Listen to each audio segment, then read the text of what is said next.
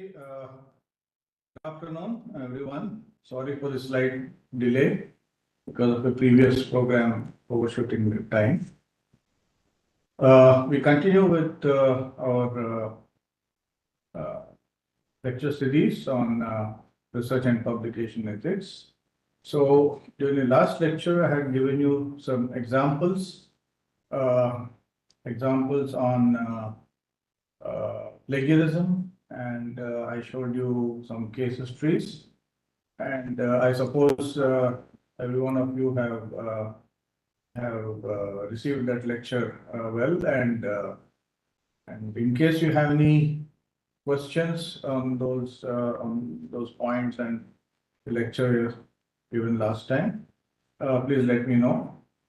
And there were 2 or 3 unanswered questions.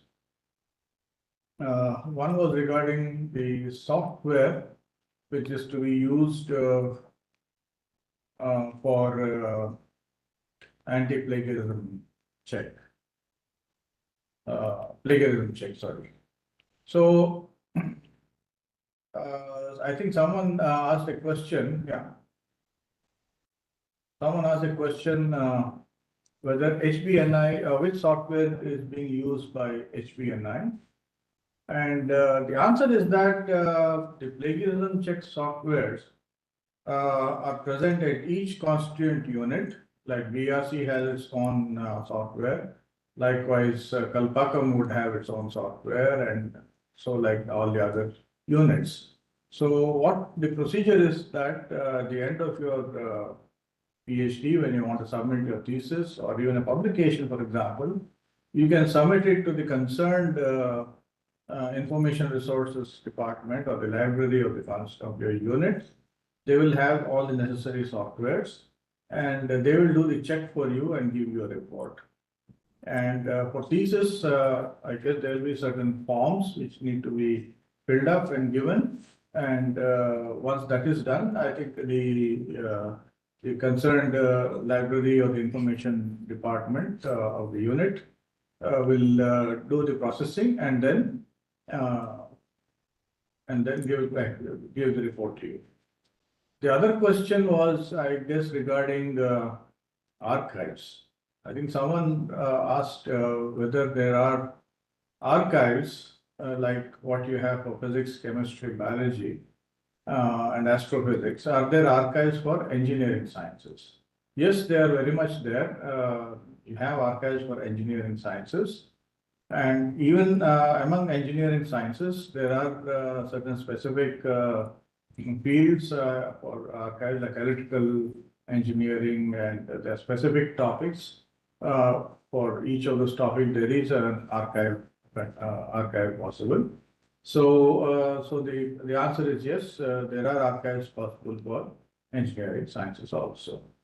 And was there any other question which was answered? I don't remember anymore. So I guess that answers all the questions last time. And in case any one of you have any further questions on the last lecture, please let me know in the next 10 seconds, please. You can unmute yourself and then let me know.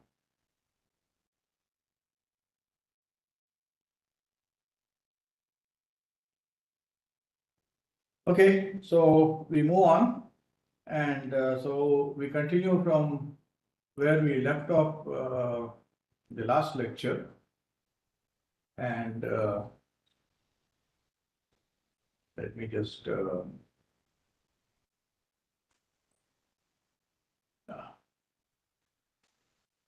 so the last lecture, I think we covered the falsification, fabrication, and plagiarism completely.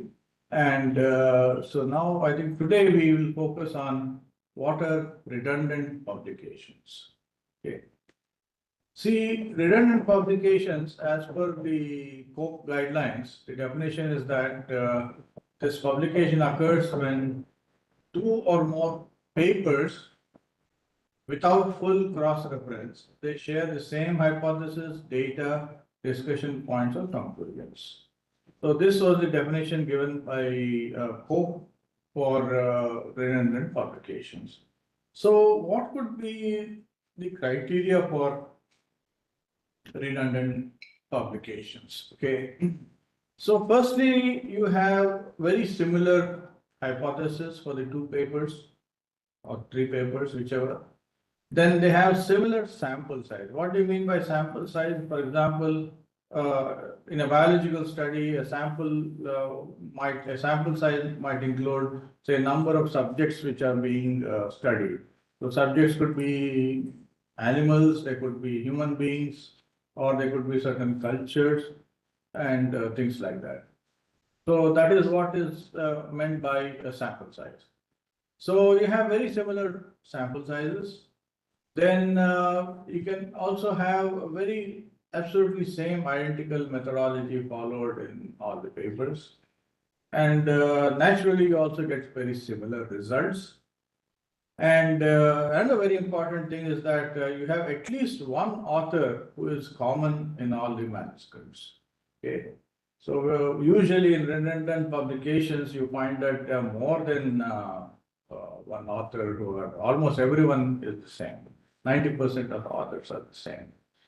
And finally, the most important aspect is that, there is no new information which gets generated from these redundant publications.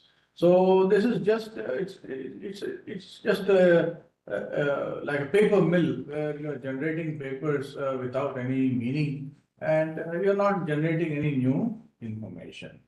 And even if you write some new things in the paper, they'll be very irrelevant to the context. They'll not have any relevance to the concerned subject, and they are not important at all. So that also matters actually. So you can see that, so these are the rough criteria which actually determine which are those redundant publications. So you can see that because of these issues, these redundant publications, they put into peril the integrity of scientific literature. Okay, and they overweigh the relative importance of the published findings, because you are publishing the same thing again and again, and so this is getting weighted, and so it's an unnatural weightage given to these findings, and the academic record of the authors gets again unnaturally uh, amplified by these kind of redundant publications. So it is very important to note and find out about these redundant publications, so that the correct normalization can be applied to the publication history of the authors. So I can give you one example, again going back to the case history which I described in my earlier lecture of a particular professor from Sri Venkateswara University. See, this group published a paper in the journal Environmental Monitoring and Assessment in 2007, and this was in volume 127, and it was received in November 2005. It was accepted in April 2006 and published online by 5th August 2006. Then the same group published another paper in the same journal, very same journal, and just a neighboring volume. And this paper appeared in September 2006, just 1 month later than the earlier paper. And if you now look at the titles, they are so similar. Development of simple and sensitive spectrophotometric method for determination of bendiocarb in its formulations and environmental samples. Facile and sensitive. Simple is same as facile, and sensitive spectrophotometric determination of carbosulfon. Carbosulfon is same as bendiocarb. Okay, and in formulations and environmental samples, that remains the same. Now, if you look at the authors, they are almost all same except for probably one author who is different. I think this one has one author different. Here it is Chalapati Rao and here it is Rekha. Otherwise, all the others, although Rekha also is there, there's one extra author here, Chalapati Rao. So you can see that the authors are absolutely the same set of authors as the earlier paper with one extra author. And not only that, if you look at the papers deeper inside, these people, they have published one figure, figure 2 in the first paper, giving an idea about interactions of Bendio carb with prepared coupling reagents. And that was in the first paper. And then in the second paper, they have published the same figure without any change in its titles or captions, etc. Absolutely same, except in the figure 2 caption, in the earlier one they have written it as bendiocarb, and the second one it is written as carbosulfan. So basically it is the same compound, and they have just simply copied the earlier figure and put it in the second publication. Unfortunately, the journal was unable to detect this this repetition, most probably because the second paper went to a different set of referees as compared to the first earlier paper. So if this second paper had gone to the first set of referees, they would have easily noticed the repetition and hopefully would have stopped the publication of this paper at then and there itself.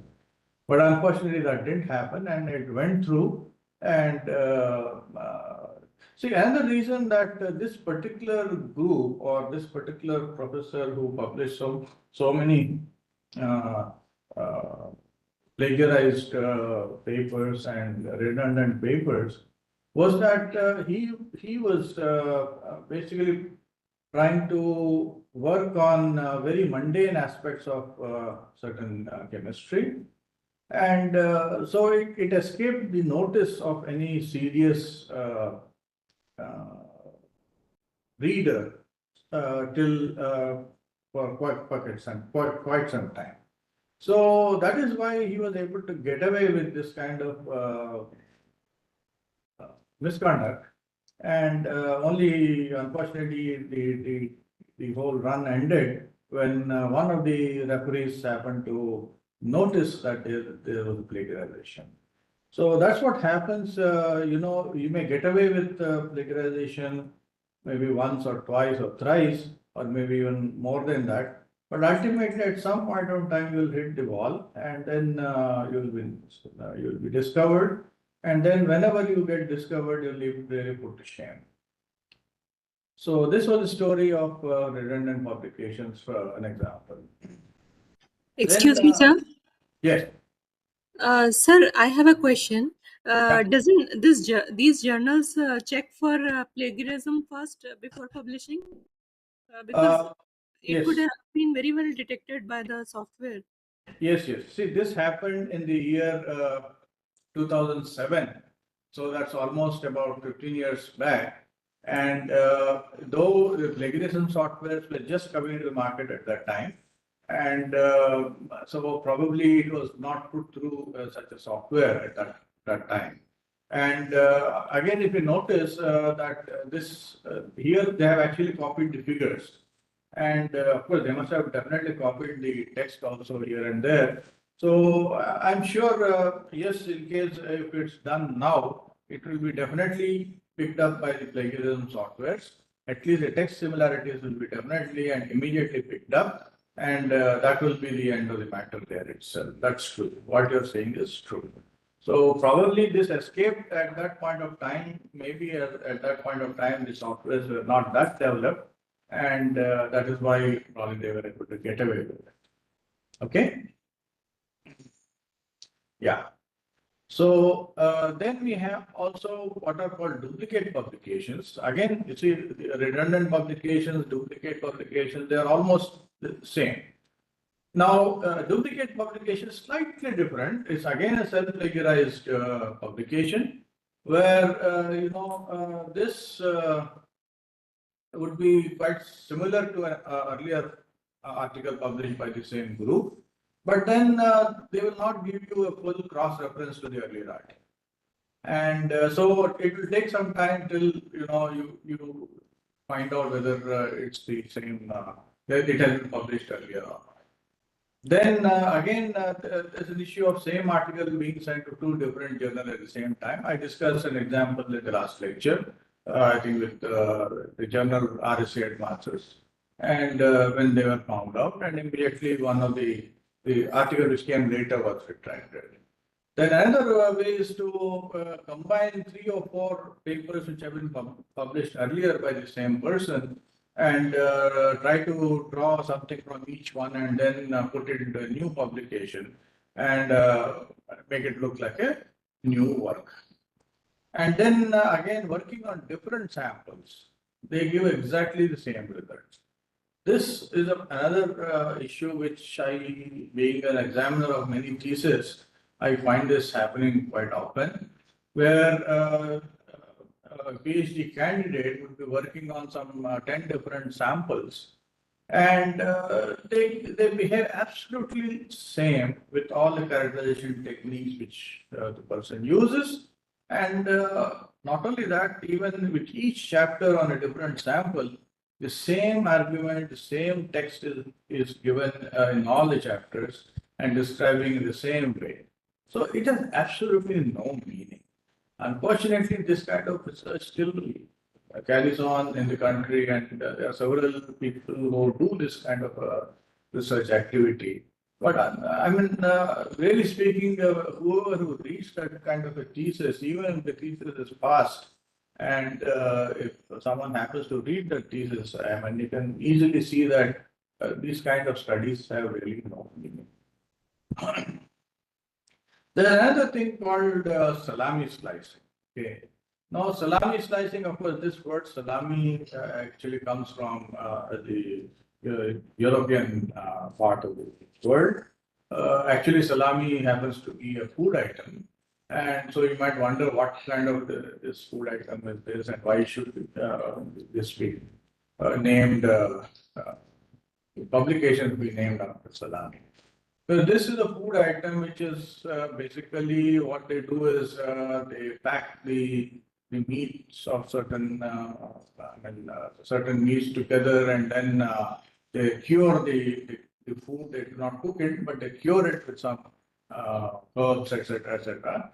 And then it's in the form of a cylindrical shape, and then it is cut into fine thin pieces like this. Okay, so it's the same amount of material which is finely cut into different pieces. So that is what is called salami. From this part of the world, you can talk about, say, a more friendly item called kakdi, and you can also call it kakdi slicing. It's the same effect actually. Okay. So what is this salami slicing? So what people do is they carry on one major part or one major research work, and then instead of publishing this research work in toto, in the form of a publication, what they try to do is they divide this single research work into different parts and then publish each part separately. So what the net result is that even though you're publishing separate papers, the source of the whole thing is the same. It's one research work which has been chopped up into different pieces, and each piece is sent as a separate publication. How can this occur? Say, for example, if you do some characterization study of some material, okay, maybe with some thermodynamic variable, like say temperature or pressure or whatever, okay, and then you study this, characterize this material over a certain range of this variable, say temperature. Okay, you go from say very low temperature to very high temperature, and then once you get the results, okay, you start breaking this up into different temperature regions and then publish each paper from each temperature region. So that would mean something like a slicing of the one single research study. Okay. So then again, you see, because see, unless you have very drastic variations in the properties of the material across the temperatures. I mean, you got almost have the same graphs just connecting one point to another point, and you're breaking it up into different pieces. And so all articles will be almost same. And so again, you don't you try to not to give a cross reference so that each one is treated separately at this time. So this is what is meant by Salami slice. So now what happens is that when you publish these kind of redundant publications, okay, they are an unethical practice. Why are they an unethical practice? Because number one, you are not generating any new knowledge, okay, and secondly, you are wasting everyone's time. Firstly, the journal, the editor's time, the reviewer's time, everything, all is wasted. And then the number of articles, pages which come in the journal, they are all a matter of, concern because they are all waste. And they again give a false impression, a bloated impression of the author's CV.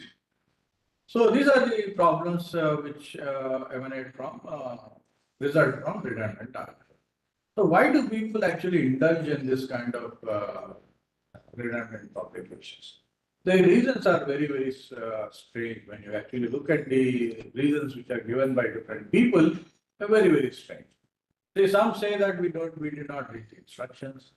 Then another nice way of answering this is that they will say they want to reach a different audience with different publications, and or they simply say that oh, we forgot to cross-reference the articles, and then they can also be a little more smart and say that they think that the overlap between the two different or between the individual articles is not much, and it's not what they represent editor. And finally, they admit that they have broken the rules, but they say, oh, it was unintentional. So these are kind of responses which different authors give when they're actually caught by the journals. Okay, so so the problems which are caused, as I said, use of editorial resources, because the time used in the assessment, identification, review process, and all those things is wasted. Then, every journal has limited number of pages, and it's quite expensive to print anything these days. Now you use up those number of pages, and other more useful articles could have been published in the place of this article, which is a duplicate article. Okay, and then once your duplicate article has been caught out, then you have to publish a retraction. Okay, so that also takes place. So a lot of wastage of editorial resources happens. Then the readers themselves, the readers believe in what you have published when they read it for the first time. Okay, and not everyone has infinite time to go through all the papers.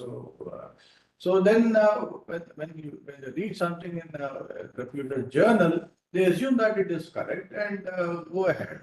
So then at the end, suddenly the reader comes to know that, look, this is a duplicate article. So then before his time also he feels cheated about it. And then you see, again, as I said, whenever nowadays you send an article for publication, you have to sign several declarations, among which one says that the article has not been published previously. Okay, and so there are some copyright issues also there. Then there is a qualitative distortion of scientific evidence, because the information is repeated, and there is a perception given that there is a greater scientific evidence which is coming out from this publication. And then quantitatively also there is a distortion, because, for example, every publication in a journal, okay, it is considered, statistics is applied, and something called metrics or meta-analysis, where each paper, there is information which is gathered on how many times the paper has been downloaded, how many times it has been cited by others, how many people have read this paper or whatever. So all this data comes into what is called metrics. So again, because it's a useless paper, all the data will be just a waste actually. Okay. Okay. Then again, as I said, it's a fraudulent academic bloating of the CV, etc. And this could happen at the expense of other colleagues in the institute or department. And this person who publishes duplicate articles may have an uncommonly large number of publications over the others who have been probably more ethical in their approach. If the others are also unethical, of course, it's a competition between groups. Okay. So that's how the effects of redundant publications are. So I can just give you a quote by an author which says that the foundation of scientific publication is based on trust, honesty, and credibility. Originality is the key factor in scientific progress, and if the authors cannot assure this, then one develops mistrust towards the contents of the article. The ultimate responsibility for the integrity of the publication rests on the shoulders of the authors. In the largest interest of mankind, these aberrations must be dealt with firmly and immediately. So, a very good statement made by one Mr. Dr. Nayak. Okay, so now we move on to the next topic, that is selective reporting and data misrepresentation. So first I'll deal with what is called selective reporting. I had already covered in one of my earlier lectures what this selective reporting actually means. So this is a fairly rampant phenomena in almost all laboratories and institutes across the world. No one is spared from this kind of attitude sometimes. So this is an issue, as I said, everyone is well aware of, but no one wants to admit that this kind of issue exists in the first place. Okay, it is like the proverbial elephant in the room. So nobody, nobody wants to acknowledge that there's an issue concerning the selective data reporting. Okay, because why does this happen? Because basically everyone wants good data. No one wants to talk about bad data. No one wants to talk about data which gives negative results, unless of course they are useful for the society. So nobody wants to talk about bad data. Nobody wants to talk about negative data or negative conclusions. Okay, so everyone wants good data all the time. Okay, so there's no one who doesn't like or want good data, and this is at the cost of negative data or bad data, which is not reported at all sometimes.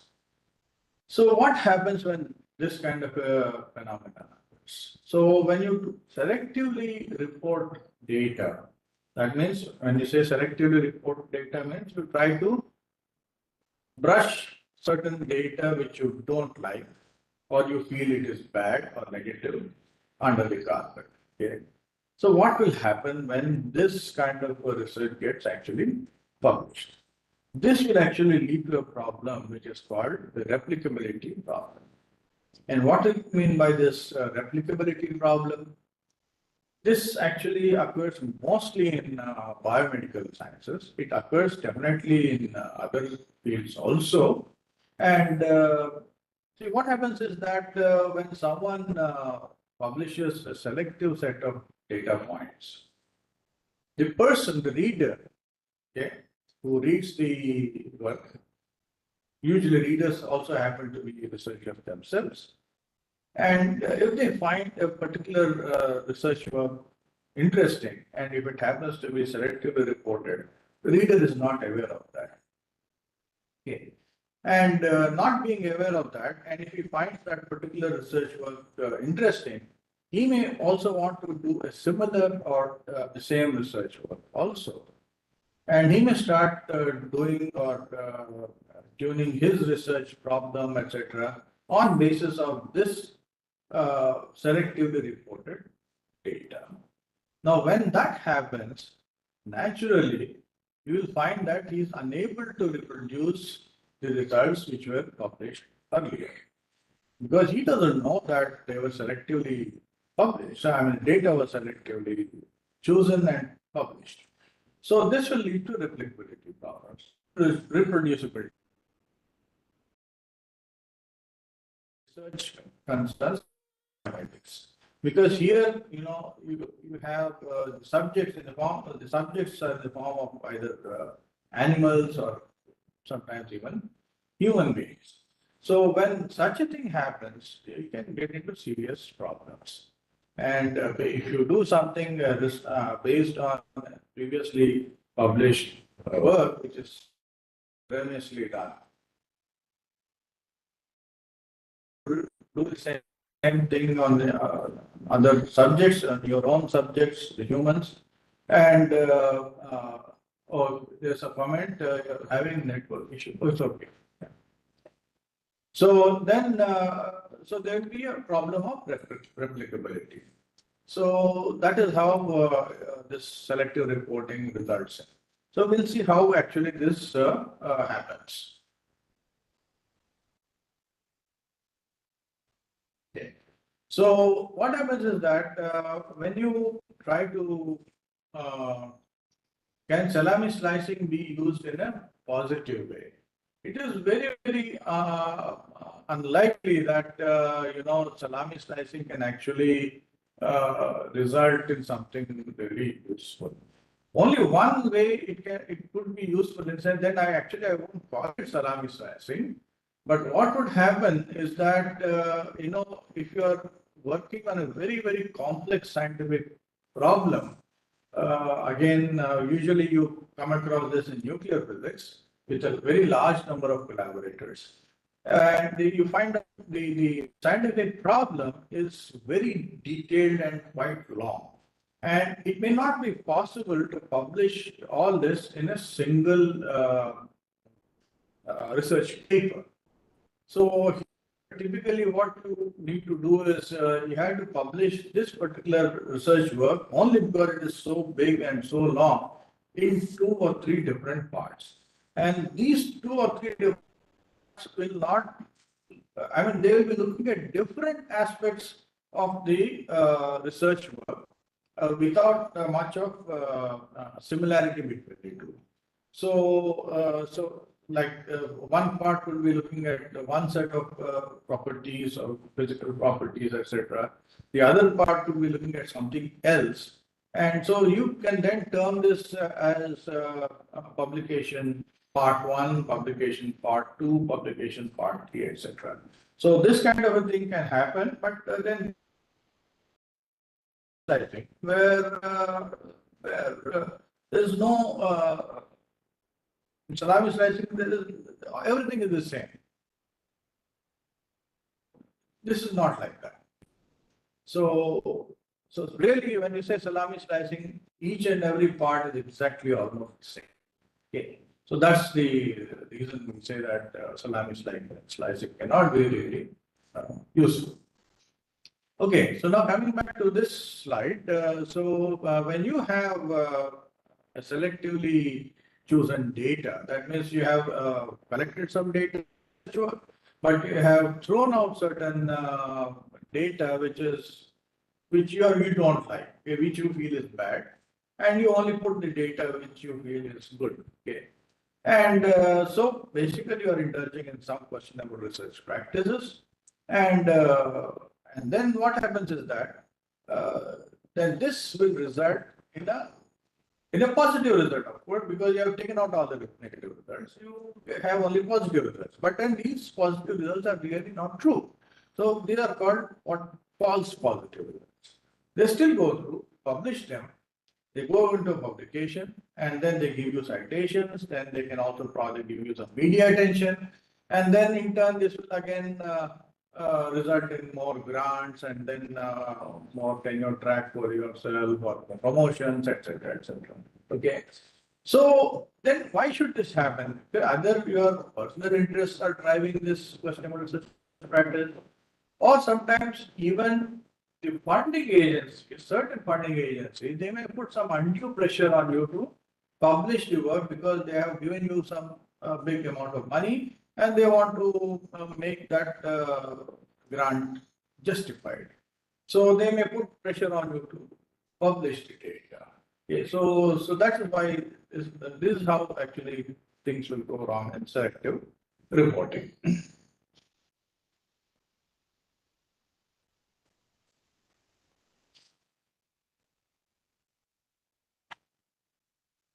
Yeah, so what could be some of the examples? Let's see. I have already talked to you about a graph which is showing some outliers.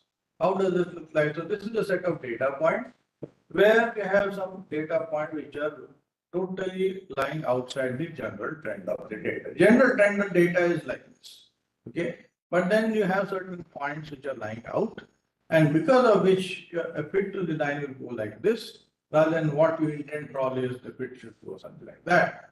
Okay, so these are what we mean by outliers. And so one way of selective reporting is to simply make these outliers, delete these outliers and make them invisible. So once you remove the outliers, you get a very nice curve and everyone is happy about it. Okay. So this is one way of doing a selective reporting of data. There's another example I can tell you. This actually concerns a trial of some drug. Okay, and whenever a new drug is discovered, what they do is they have to first carry out trials of the drug on some subjects, and then depending on the results of the trial, they have to report these results. And then ultimately, if it's found that all the drug is positive, the trial results of the trials are positive, only then the program will go ahead. Okay, the further development of the drug will take place. So now let's see what can happen. The example here gives you 105 trials of some drug, out of which it was found that it was found that there are 52 negative trials and 53 positive trials. So now what this set of people, what they tried to do is that they took 52 positive trials and then only 25 negative trials were actually decided to be published. So what did they do? They simply cut off all this part and then put only 25 negative trials out of the 53 negative trials. Okay. So already there is a selective reporting done here. Now, further taking this further, what these people did was, out of this, they tried to make uh, 10 of these 25 negative trials, they made them positive. How did they make them positive? Like this, I showed you that, you remove certain bad points and then your data will become.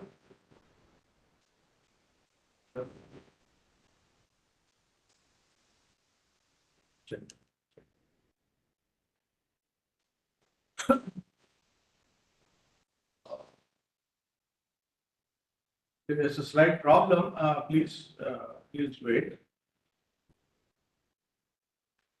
Take it further.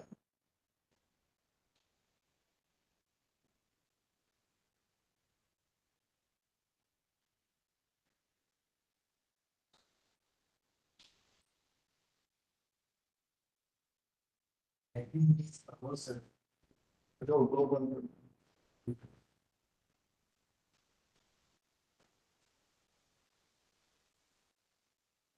Do that.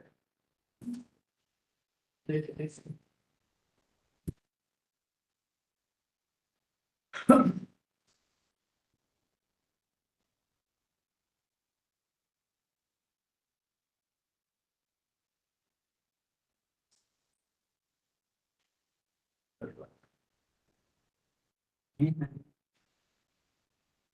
Video.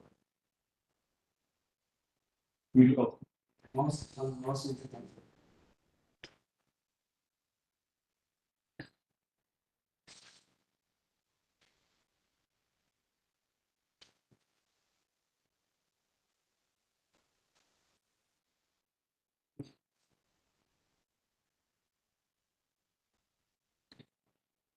Yeah. Okay, sorry for the interruption. I think there's some civil work going on in the building. I'm sorry, I cannot help it. So what they tried to do was they converted 10 of these negative trials into positive by omitting certain data points and then making them into positive points. So that means basically you are having a bias here again and then converting the, yeah. So you convert 10 of those trials into positive, and then you can now see increasing the number of positive points. And then again, you put further processing on this rest of the negative points by putting what is called a spin. So what do you mean by putting a spin? This is a very common term used in these days in political circles, where you have people who are called spin doctors. Okay. So what they try to do is they turn the argument around its head, and then a negative argument can be looked at in a positive way if you try to look at it from a different angle. Okay. So you try to spin it a little and then put a story on that, and then you make a negative or a bad data, you push down the negativity and then increase the positivity of that data point. So that's what they do. They try to put a spin and then push down the negative. So you can see now how slowly a wholly a 50% sorry, 50% negative data has now been converted almost into a 70% positive data. Okay. And then again with this remaining data point also, what one can do is you can do what is called a citation bias. What do you mean by citation bias? You try to give citations to those studies which look at the favorable aspect of your studies. Okay. So you try to use those earlier papers, cite them, and then try to justify your existing positive studies more. So that means you amplify your positive study. So that is what is called a citation bias. So you can see ultimately at the end of the whole process, whatever you found the starting point here has now resulted in this kind of a situation where you almost find negligible negativity in your study. So this is how you can make a negative result invisible and try to convert it into a positive result. So this is a wholly an unethical practice which is followed. Okay. So then we have another term which is called data misinterpretation. Here the situation is slightly different. Okay. Why is it different? Here you are not converting any bad to good or things like that. Here what is happening is that the data is all true. You're showing the real data only. You're not changing the data. But then the actual data, whatever you have, you try to present it in a very deceptive way. So here what you're doing, you're not doing anything wrong. Okay, not anything drastically wrong, because you're not fiddling with the data, you're not changing the data. But then whatever data you have, you're trying to present it in a different manner. And in that different presentation, the data which could have been looking a little bad will look much better. Okay, so this really does not constitute a gross scientific misconduct. I fall in that gray area which I talked about in the beginning of my lectures.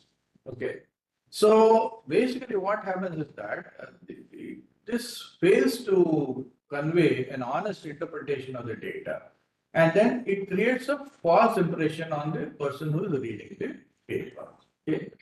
So as I said, it tries to make the results appear more significant or convincing than they actually are. Okay, and a reader who doesn't know about this or has not noticed this issue, he may actually infer something different. Okay, and because you try to cover it up by using some language, very suggestive language, etc., and cover up all those points which you don't want to show. Okay. So that is the problem in this data misinterpretation. How does this occur actually? Very usually what people try to do is try to fiddle with the statistics. So this is what is called a misuse of statistic. Okay. So typically what you do, one of the most common is truncating an axis. Okay. Truncating an axis which shows certain period of time or some temperature or whatever. Then it also you can also strategically pick certain time periods in the time graph, okay, which are favorable to your argument. So the data is the same, but what you're doing again here is trying to pick those sets of data. You're not changing the data, but selecting only those parts which look probably favorable. And then, this percentage change in combination with small sample size or very purposeful and selective bias, data fishing. So they are all misleading data visualization. So the visualization is a very important part of any paper. Okay, when you read the graphs and all those things are important. They convey the meaning of your data. So all these things are utilized by these people to misuse the statistic. And how it is done, I'll show you.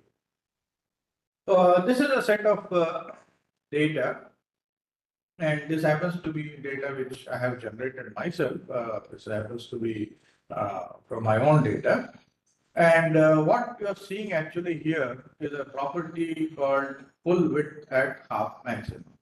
I'm sure everyone knows what is this full width at half maximum, because when you have say a curve, uh,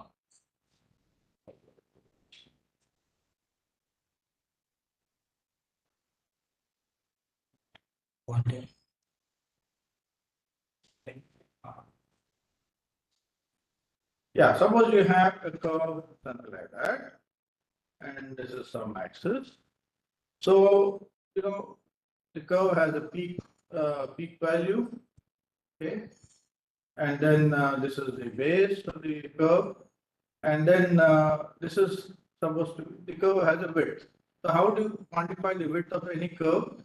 You take the first of all, this is the full maximum, okay, and half of this is the half maximum, and here the width of the curve at this point is called the full width at half maximum, FWH. Okay, yeah. So this is called a full width at half maximum. So what I have done is I have taken a diffraction pattern. How does a diffraction pattern look like? This is the diffraction pattern. Okay, it has certain a set of peaks. Okay, it looks like you're sharing videos or animation. Do you want to include your computer audio while you're sharing?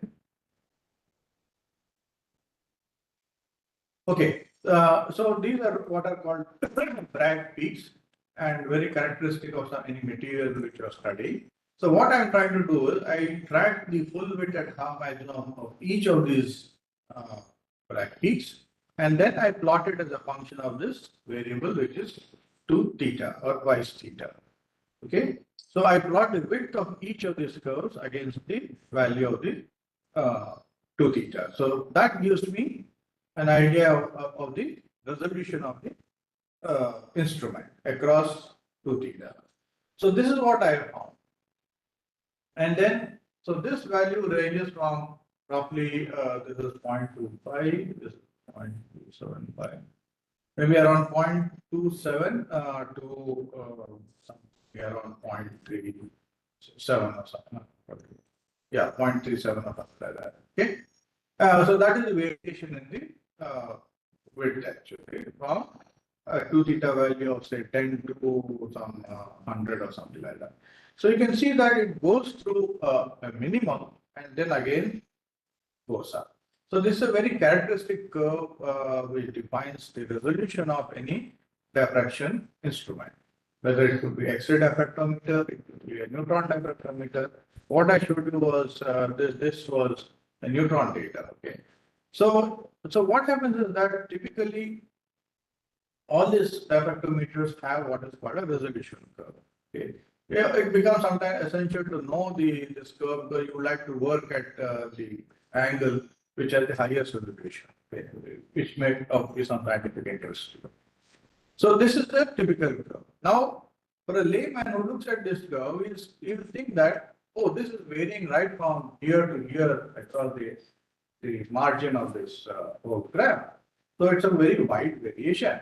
Okay. You know, a really scientific person who looks at this and knows the implication of these values, he will know the true interpretation of this curve.